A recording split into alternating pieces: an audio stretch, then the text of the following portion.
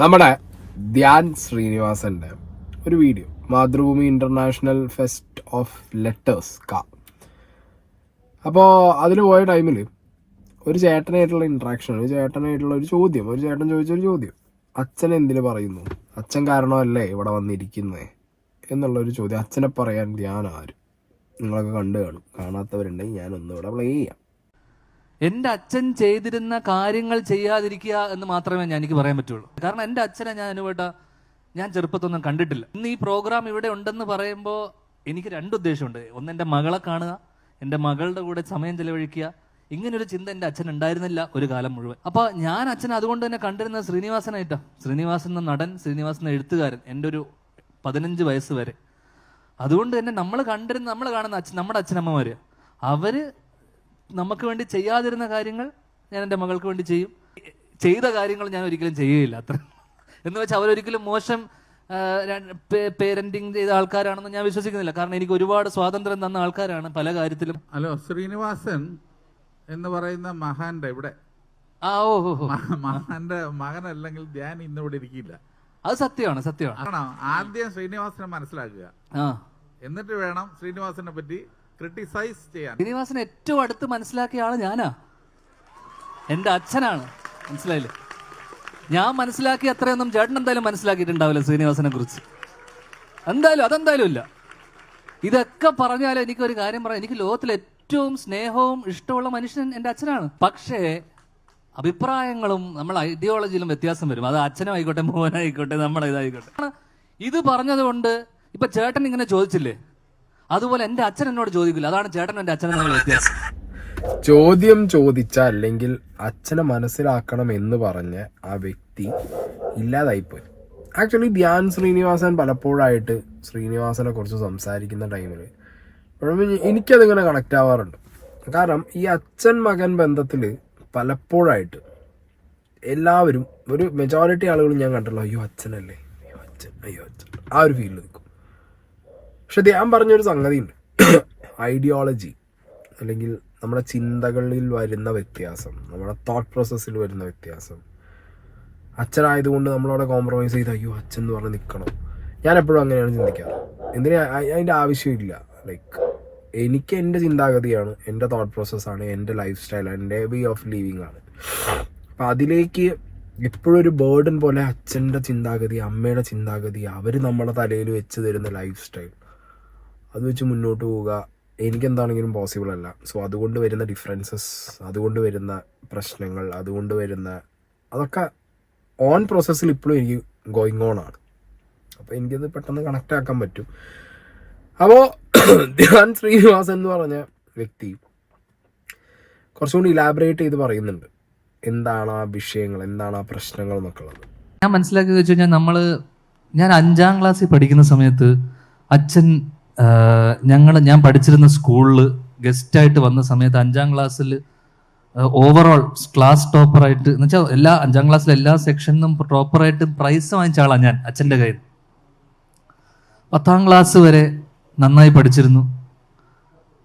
അപ്പം ഈ എന്താ മെയിൻ പ്രശ്നം എന്ന് വെച്ച് കഴിഞ്ഞാൽ, നേരത്തെ ഇതിനിടയിലുള്ള പ്രശ്നം എന്ന് വെച്ചാൽ, മൂത്ത മകൻ ഭയങ്കരമായിട്ട് എക്സൽ ചെയ്യുമ്പോൾ എന്ന് വെച്ച് കഴിഞ്ഞാൽ, ഇപ്പം മൂത്ത മകൻ 2 മക്കളുണ്ടാകുമ്പോൾ സ്വാഭാവികമായിട്ടും അച്ഛനമ്മമാർക്ക് കൂടുതൽ കെയറിങ്, അല്ലെങ്കിൽ ആരാണ് ഉഴപ്പൻ എന്നുള്ളൊരു കൺസേൺ, നേരത്തെ പറഞ്ഞ പോലെ മറ്റവൻ രക്ഷപ്പെട്ടോളും ഇവൻ നശിച്ചു പോകുന്നുള്ളൊരു ചിന്ത വന്ന് തുടങ്ങിയത് എനിക്ക് തോന്നുന്നു ഒരു 10ാം ക്ലാസ് കഴിഞ്ഞപ്പോഴാണ്.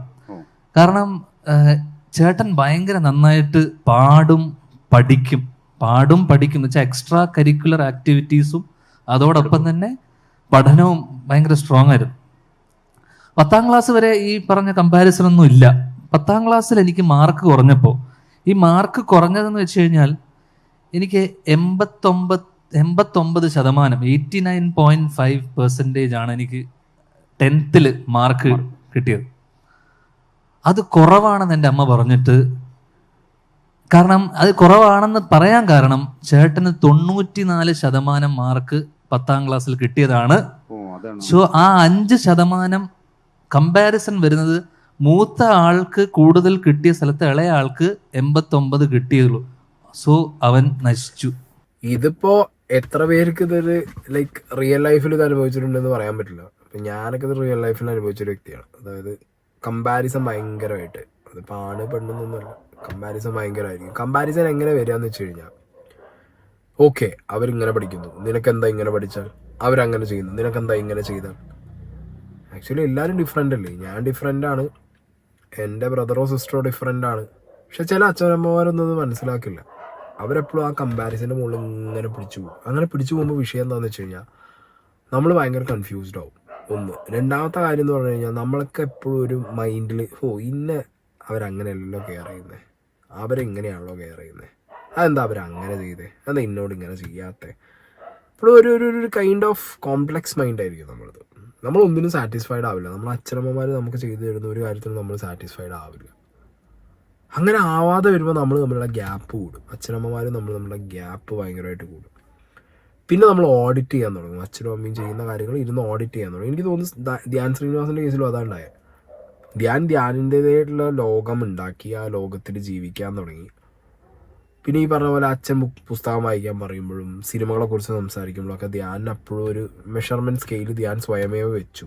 ഓക്കെ, അച്ഛൻ എന്നെ മെഷർ ചെയ്യുന്നത് ഏട്ടൻ്റെ സ്കെയിൽ വെച്ചിട്ടാണ്. ഞാൻ എൻ്റെ ഒരു മെഷർമെൻറ്റ് വെച്ചിട്ട് ഞാൻ അച്ഛനൊന്ന് മെഷർ ചെയ്യട്ടെ, ഏട്ടനൊന്ന് മെഷർ ചെയ്യട്ടെ. ആ ഒരു കൈൻഡ് ഓഫ് സാധനം വന്നു തുടങ്ങിക്കഴിഞ്ഞാൽ ലൈഫിൽ കുറച്ച് സീനാണ്. ഓക്കെ, പക്ഷെ അത് വിചാരിച്ചിട്ട് പറഞ്ഞാൽ തീരാത്ത പ്രശ്നങ്ങളോ ഇഷ്ടത്തിൻ്റെ കുറവോ അങ്ങനെയൊന്നും ഉണ്ടാവില്ല. പക്ഷെ ഓപ്പണായിട്ട് പല ടിപ്പിക്കൽ കൺവെൻഷണൽ അച്ഛനമ്മ സംസാരം മക്കൾ സംസാരിക്കും, അയ്യോ എൻ്റെ അച്ഛൻ എൻ്റെ അമ്മ, അങ്ങനെയൊന്നും ധ്യാൻ സംസാരിക്കുമെന്ന് എനിക്ക് തോന്നുന്നില്ല. പെട്ടെന്ന് എനിക്ക് കണക്റ്റ് ആവും, കാരണം ഞാനങ്ങനെ സംസാരിക്കില്ല. അപ്പം പെട്ടെന്ന് ടിപ്പിക്കൽ അയ്യോ എൻ്റെ അമ്മ എൻ്റെ അച്ഛൻ, നോ, അത് സംസാരിക്കില്ല. എന്നാൽ മനസ്സിൽ സ്നേഹമില്ലാത്തത് കൊണ്ടാണോ? അല്ല, പക്ഷെ അത് സംസാരിക്കാൻ പറ്റില്ല. അപ്പം എന്നെ സംബന്ധിച്ചിടത്തോളം അങ്ങനെയാണ്. ഇപ്പം ധ്യാൻ്റെ അതേ ലൈൻ തന്നെയാണ്. എൻ്റെ അച്ഛനും അമ്മയും ചെയ്യുന്ന പ്രവർത്തികളിൽ എനിക്കൊരു ശരിയും തോന്നില്ലെങ്കിൽ ഞാൻ മുഖത്ത് നോക്കി പറയും. അച്ഛനമ്മയെന്ന് ചെയ്യാൻ ഉണ്ടായിരിക്കില്ല. ഇനി അവർ ഒട്ടും കറക്റ്റ് അല്ലാത്തൊരു കാര്യം എൻ്റെ ലൈഫ് സ്റ്റൈലിലോ എനിക്ക് ഒട്ടും ഡൈജസ്റ്റ് ആകാത്തൊരു കാര്യം എൻ്റെ തലയിൽ മകനായതുകൊണ്ട് നീ ഇങ്ങനെ ചെയ്യണമെന്ന് പറഞ്ഞാൽ ഞാനത് ചെയ്യില്ല. അവിടെയും ഞാൻ പറയും.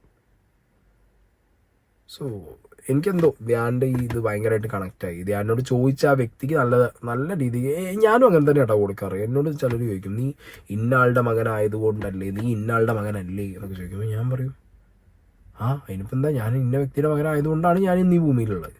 അയാൾ ഉണ്ടാക്കിയതുകൊണ്ട് ഞാൻ ഇവിടെ ഉണ്ട്. അതും ഞാൻ അയാളെ ഓവറായിട്ട് കുനിഞ്ഞ് നിന്ന് റെസ്പെക്റ്റ് ചെയ്യണം എന്നെ, അങ്ങനെയൊക്കെ ഉണ്ടോ? അപ്പം നാളെ എൻ്റെ മകൻ, ഞാൻ കറക്റ്റായിട്ട് ആ മകനെ കമ്പയർ ചെയ്ത് മെഷർമെൻറ്റ് സ്കെയിലൊക്കെ വെച്ച് രണ്ട് കുട്ടികളെയും വെച്ച് എല്ലാവരും ഇങ്ങനെ തന്നെ പോകണം, അല്ലെങ്കിൽ ഞാൻ വളർന്ന പോലെ തന്നെ അവനും പോകണം എന്നൊക്കെ പറഞ്ഞു കഴിഞ്ഞാൽ നാളെ ഞാൻ എങ്ങനെ ബിഹേവ് ചെയ്യുന്നു അതിൻ്റെ ഒരു 10 ഇരട്ടി വേഴ്സ്റ്റായിട്ട് അവിടെ തിരിച്ച് ബിഹേവിയർ കിട്ടും. സോ അങ്ങനെയല്ല, every one are different, each and every individual is different. അച്ഛനമ്മമാരൊക്കെ ആദ്യം പഠിക്കേണ്ടതാണ്. എല്ലാ കുട്ടികളും ഡിഫറെൻ്റ് ആണ്. എല്ലാവരും ഒരു മെഷർമെൻറ്റ് സ്കെയിൽ വെച്ച് മുന്നോട്ട് കൊണ്ടുപോകാനും പറ്റില്ല. അത് സ്കൂളിൽ ടീച്ചേഴ്സും മനസ്സിലാക്കണം.